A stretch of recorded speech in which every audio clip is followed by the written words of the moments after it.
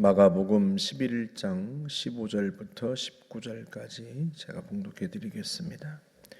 그들이 예루살렘에 들어가니라.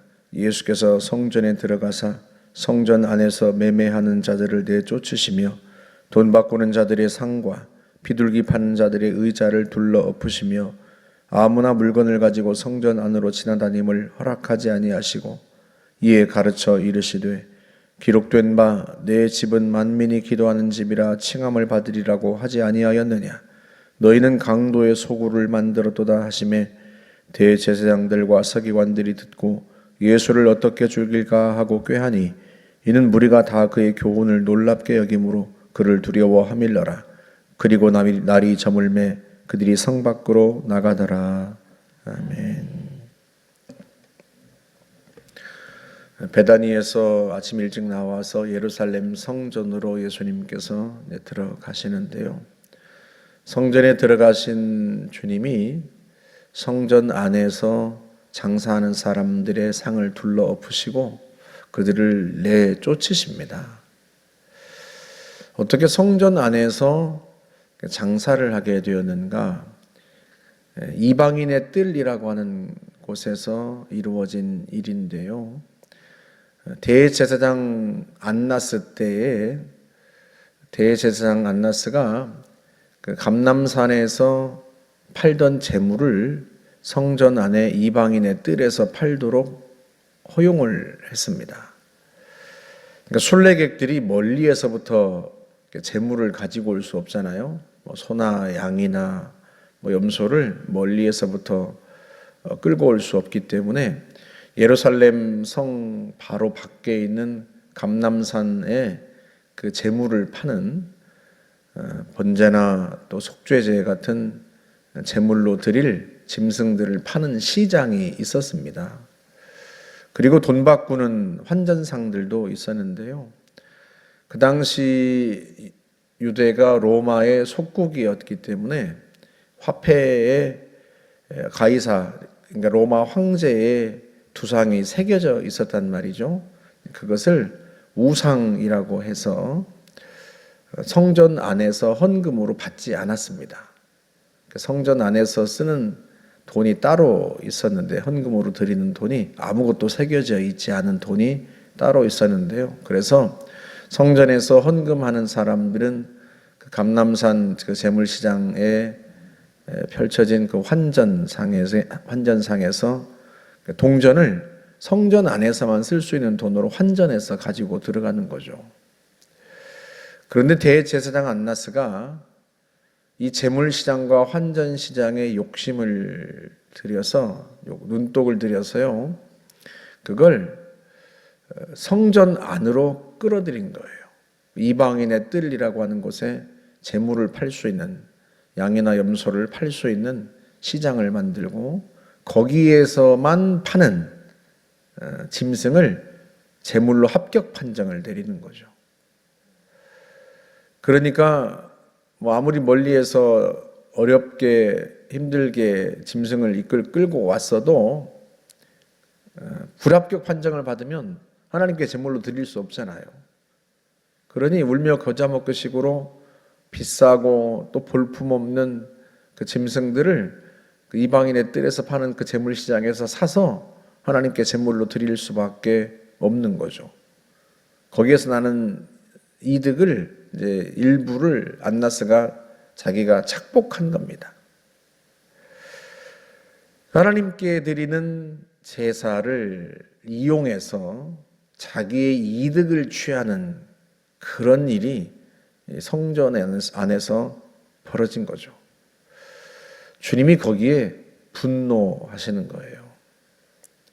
그래서 짐승들을 다 내쫓으시고 환전상들을 다 내쫓으시고 상을 둘러 엎으시고 주님이 분노하십니다.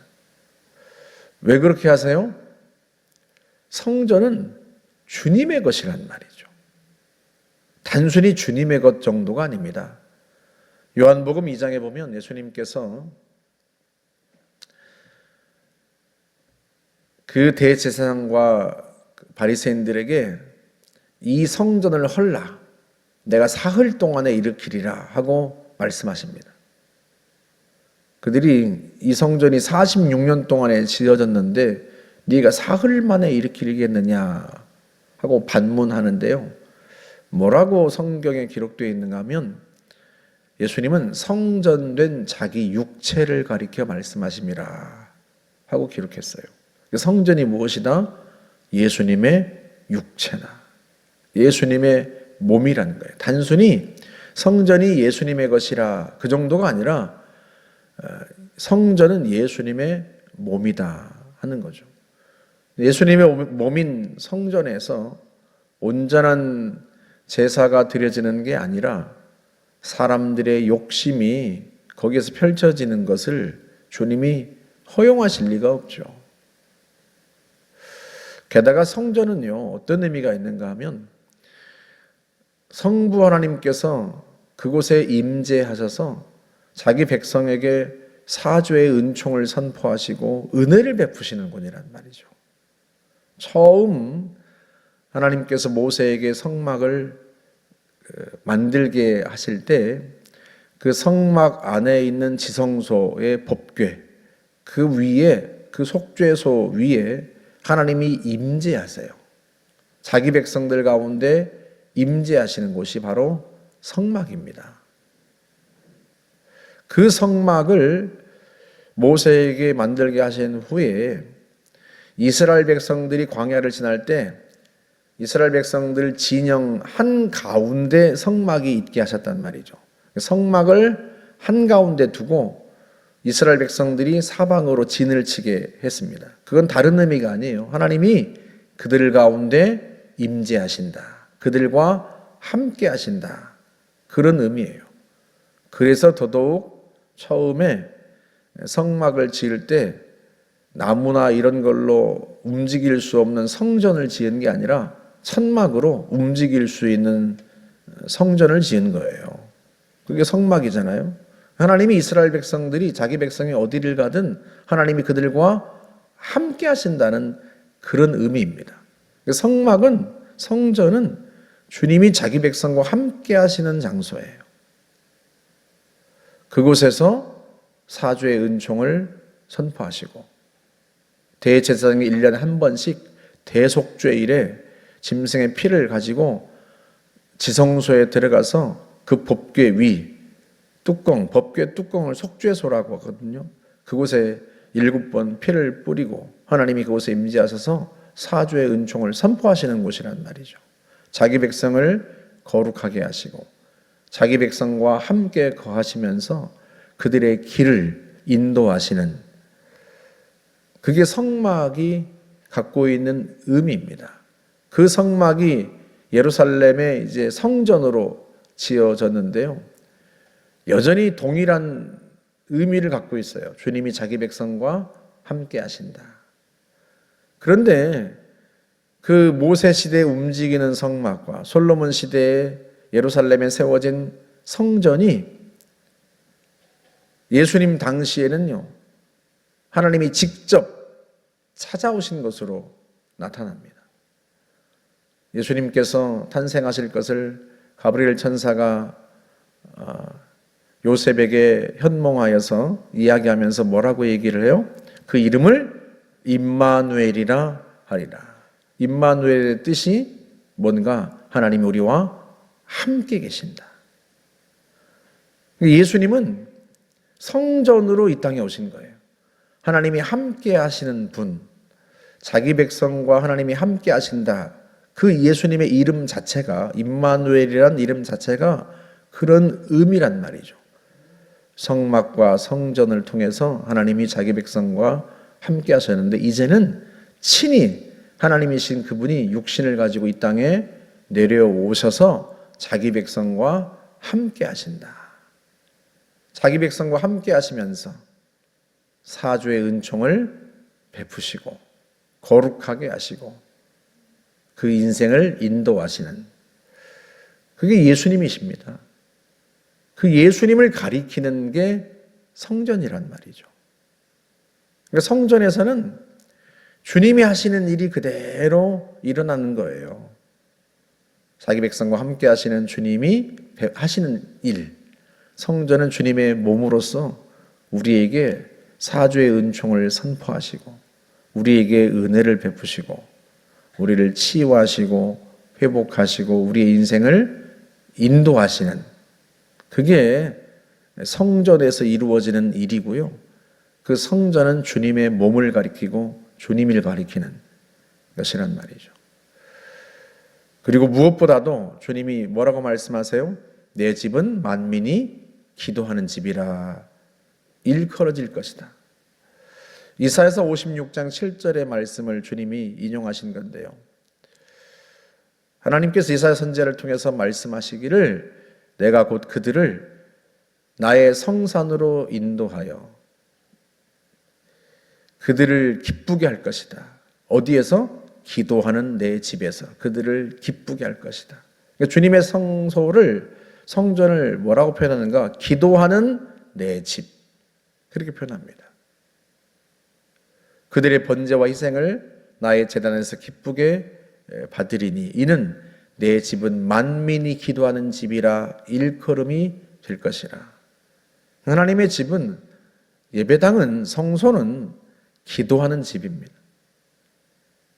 다시 말하면 하나님이 자기 백성과 만나는 장소요, 교제하는 장소란 말이죠. 우리가 하나님 앞에 기도하면, 성소에서, 성전에서 하나님 앞에 기도하면 하나님이 그 기도를 들으시고 우리를 기쁘게 하시는 장소, 기도하는 내 집에서 그들을 기쁘게 할 것이며 우리의 기도를 응답하시고 우리에게 기쁨과 만족을 주신단 말이죠. 이곳에서 하나님은 자기 백성의 기도를 들으세요. 그리고 응답하시고 우리를 인도하시고 하나님과 자기 백성이 만나는 곳, 그곳이 바로 성전입니다. 그래서요, 이 성전은 이 세속적인 도시에서 가장 거룩한 장소이고 또한 이 세속적인 도시에서 하나님이 유일하게 임재하시는 장소입니다. 주님의 몸으로서 자기 백성을 치유하고 회복시키시는, 구원하시고 새롭게 하시는 곳이 바로 성전이에요. 그래서 그 어떤 인간의 욕심도 이곳에서는 펼쳐지면 안 되는 거죠. 단순히 금전적 이익만을 말하는 게 아니에요. 이 성전 안에서 자기의 명예나 자기의 자존심이나 자기의 어떤 욕심이 그것이 채워진 그런 곳이 아닙니다. 성전은 철저하게 하나님이 역사하시는 곳이고 하나님이 자기 백성에게 은혜를 베푸시는 장소이고요. 하나님의 것이고 주님의 몸입니다. 제가 우스갯소리처럼 개척하고 나서 성도들에게 그런 말을 했어요. 교회에서 소리 지르는 사람은 우리 교회를 못 다닐 거다. 왜 교회에서 소리 지르겠어요? 왜 성도들이 많은데 교회에서 소리를 지르겠습니까? 자기 생각이 받아들여지지 않으니까 그게 분하고 속상해서 소리를 지르는 거 아니겠습니까? 저는 전임 교육전사 때도 그렇고 전임 사역할 때도 그렇고 교회에서 소리 지르는 장로님이 있는 교회에서 다녔습니다. 그 교회를 8년 다녔어요. 매번 교회에서 소리 지르고 언성을 높이고. 왜 그러겠어요? 자신이 교회의 주인이라고 하는 것을 행세하기 위해서. 자기 뜻이 받아들이지 않으면 분이 나고 화가 나고 그래서 소리 지르고, 그런 장로님이 있는 교회를 제가 다녔어요. 제가 그분을 보면서요,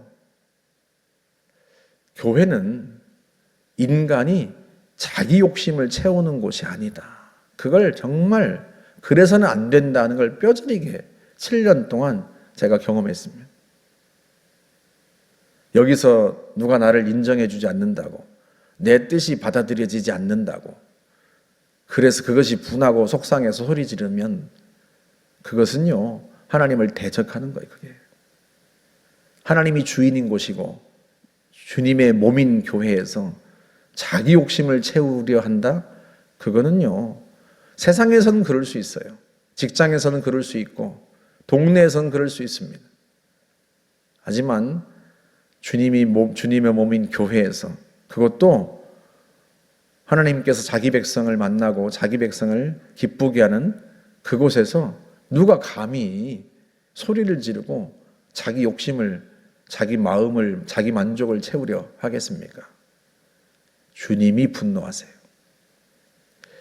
예수님께서 분노하신 게 딱 두 번입니다. 하나는 어린아이들을 주님께 데리고 왔을 때 제자들이 꾸짖으니까 제자들을 향하여 분노하십니다. 노하셨다고 그랬어요. 왜 노하세요? 천국은 그런 자의 것이니까. 어린아이와 같은 사람의 것이니까. 천국의 주인을 쫓다니, 내쫓다니. 그래서 주님이 분노하시는 거예요. 또 한 번의 분노가 이 성전에서 상을 둘러부시면서 하신 일입니다. 왜요? 이 성전은 천국의 모형이고 성부 하나님이 자기 백성과 만나는 장소고 자기 백성을 거룩하게 하고 또 은총을 베푸시는 장소임과 동시에 예수님의 몸이기 때문에 그래요. 저와 여러분이 이 성전에서 늘 주님을 만나고 기도할 때 하나님께서 응답하시고 또 이곳에서 주의 은혜를 늘 체험하는, 모두가 이 성전을 사랑하고 힘들고 지치면 언제라도 이 성전에 찾아와서 주님의 품에 안긴 것 같은 그런 곳이 될 수 있도록 우리가 그렇게 헌신하고 그렇게 세워야 할 줄로 믿습니다. 함께 기도하겠습니다. 좋으신 하나님 감사합니다. 주님이 우리와 함께 계시고 우리를 긍휼히 여겨 사죄의 은총을 베푸시며 우리의 기도를 들어 응답하시고 우리를 만족해 하시는 그 놀라우신 은총을 베푸는 이곳에서 하나님이 높임을 받기를 원합니다. 주님만이 왕이시고 주님만이 주인이시고 주님만이 우리의 찬송의 대상이시오니 주님께서 이곳에서 우리의 찬양을 받으시고 우리의 기도를 들으시며 주님이 높아지고 또한 자기 백성에 베푸신 그 은혜를 우리 모두가 경험하는 복된 곳이 될 수 있도록 하나님 축복하여 주옵소서. 예수님의 이름으로 기도하옵나이다. 아멘.